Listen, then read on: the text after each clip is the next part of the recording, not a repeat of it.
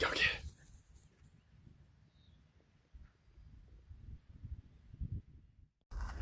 Hey guys, it's a lovely afternoon here in central Kentucky. Finally got some sunshine and some beautiful weather, so I'm doing a little bit of property maintenance. Now unfortunately there's a bug called the emerald ash borer, and that pest has pretty much wiped out all the ash trees here in the eastern US. And as you can see, I've got a couple that are dead because of it. Now some of them are too big to really do anything with right now until I get some bigger equipment in here. Like that one over there, for example, that broke off about halfway up and fell into a cedar tree. So I can't really do anything about that, but there's a couple of other ones that are shorter, and this one is smaller in diameter. So I thought, you know, just for the heck of it, it'd be a good opportunity to try out this new Badland 5,000 pound winch.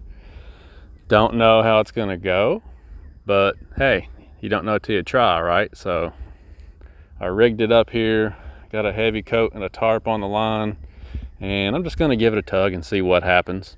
You never know. I mean, these things are pretty good size diameter trees, but they've been dead for a few years, so maybe they've kind of decomposed enough that they will come on over. I don't know. We'll see. All right, so I'm gonna get in here and hold my foot on the brake, and we'll give this thing a little bit of tension and just kind of see what it acts like it wants to do.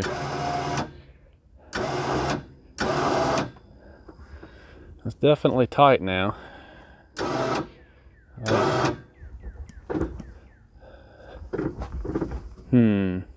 Yeah, it's not acting like it really wants to move very much. I guess that particular one is still solid enough that that it's just not going to come on over. It's going to have a whole lot more force applied to it.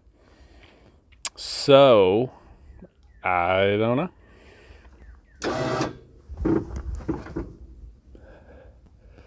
know. Yeah, so this winch is pulling really hard, but I'm at a bad angle and I'm kind of afraid to keep going with it. It's a pretty good sized tree, so I think I'm going to give it a little bit of help. Time to go ahead and get out the chainsaw and give it a little help. Put a notch in it, and then we'll give it a whirl. I'm definitely not 18 anymore. I get pretty out of shape doing this kind of stuff. All right, we got a big notch cut out of it. Let's put some torque on it now, see what happens.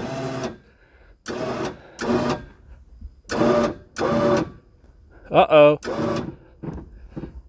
I heard it. Did you hear it? It's starting to crack. I heard it starting to crack. But there it went. Got it. This winch is pretty awesome. How about that? What do you think about that, Tucker? What do you think about that? So we had to give it a little bit of help, but that winch put a hurting on that tree, didn't it, buddy? It worked out pretty good. And with the winch, you're able to stay far enough away from it that you don't have to worry about it. Awesome. Bad part is, Tucker, now we got to clean all this mess up. Tucker doesn't know what just happened. Kind of curious, aren't you? That tree was actually, even though it was dead for a couple of years, it was actually still pretty solid when I started cutting into it. It's actually, get the camera to focus here. It's not going to, but this tree was actually kind of solid still down in there. Hadn't really started to rot yet, so I would have probably had to cut that notch out of it to get the winch to pull it over, but still I'm pretty impressed. Awesome. So that's another use for a winch, Tucker. It's great for recovery, but it's also great for farm work. Yeah, man, I'm pretty happy with that winch. 170 bucks on sale. I got that winch bumper with the winch mount for 130 bucks. So I've got 300 total in that complete setup. And a lot of guys are spending that on just a winch. So I'm really happy with that. It worked out good. I love to find things like that where you can save a little money, get a good deal on something, but it still functions great, looks great, works great. I mean, that's the way to go. So pretty happy with that. Now we just need to get it out in the woods and try it out in a a situation where you have to recover someone, or get yourself out of a mud hole or something. we'll put it to the test like that maybe.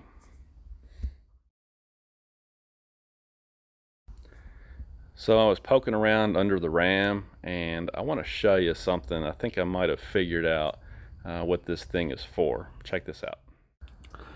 So I don't remember if I mentioned it or not, but I was browsing around under the ram, and I was looking at the exhaust, trying to figure out, you know, the particulate filter, the SCR, the nozzle for the DEF fluid, and just trying to figure out where everything is and what exactly is going on under here. And while I was under here, I noticed that all the way back here by the rear axle, there appears to be this solenoid, and looks like it goes into a butterfly valve down inside the exhaust pipe there.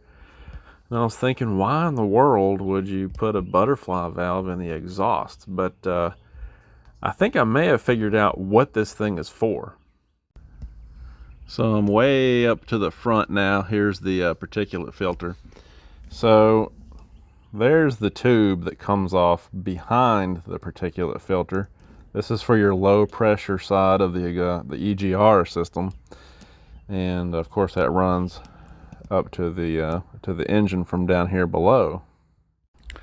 So basically, as I understand it, the low pressure side of the EGR has to have some back pressure for it to function properly. And so the way they explained it to me is that butterfly valve back there can close and kind of create back pressure to help the low pressure side of the EGR flow back up toward the engine, and you know, that allows it to work the way it's supposed to. So it's a product of the dual EGR system that they added to this new 3rd generation Ram. Now I'm assuming that the Wrangler and later on the Gladiator is going to be exactly the same. They've probably got that valve somewhere in the exhaust. Obviously on the Jeep Wrangler it's a much shorter vehicle, much shorter wheelbase. So I'm kind of curious how they stuffed all that stuff in there. I'd love to look up underneath one of those and take a look at it, because I mean, from the turbo all the way to the rear axle, this thing's got parts and pieces on it, you know, solenoids, nozzles, wiring harnesses. It just looks like a financial nightmare later down the road. So I'm wondering how they stuffed all that in the Wrangler, but they had to have done it, because the Wrangler has the same dual EGR, I guess, that the Ram does, same engine. So anyway, that's what that butterfly valve is for.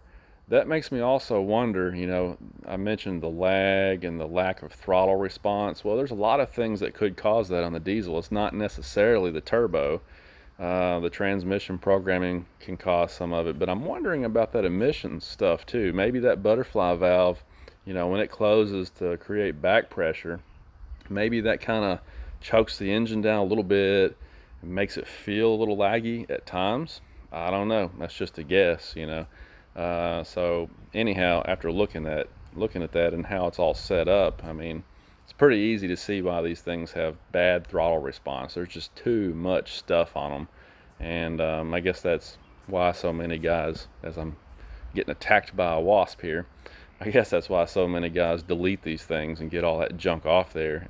And they say it makes it a completely different vehicle after that. It uses less fuel, burns less fuel, drives better, lasts longer, fewer problems, just a completely different vehicle after that. But we all know, you know, how that goes with the EPA's stance on things these days. Anyhow, I just wanted to show you that because I thought that was interesting. You know, when I first saw that, I was like, why would you choke the exhaust down on purpose? That seems kind of weird, but now it makes sense. They're doing it for that EGR system, which is supposedly going to be something that makes this engine last longer and run cleaner, because they're pulling some EGR from behind the particulate filter, so obviously that air is cleaner at that point, and they're sucking that back into the engine. So in theory, that should be a good thing for us in the long run.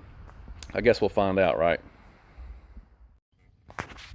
Oh, and the other day when I was doing my measurements, I started thinking about it, and I believe I was kind of doing it wrong. I was, for some reason, thinking about like this whole thing being a pivot arm, and it's not. Obviously, your pivot is at the center where the hub is, so it tends to swing, you know, as you steer on that axis. It tends to swing rather than just... So anyway, I was doing it wrong. I think that actually a 34-inch tire will work on here. So I changed my order. I'm going to go with a 295/70/18, which is basically a 34 1150. and I'm going to put those on here when they show up. Now, because of this pandemic, the shipping is going to be really slow. They've already told me it's going to take a while. I've been waiting for a while already, but it's going to take even longer now that I switched my order up. But anyhow, I'm going to put those on here and see. I mean, it's going to be real close, but I'm going to put them on and see if I can make that work. A 34 would make me really happy because, you know, I hate to go with a 33. That's basically a stock size tire on a Rebel. So I want to go with something a little bigger than that. We'll try that out, and when they come in, I'll show you.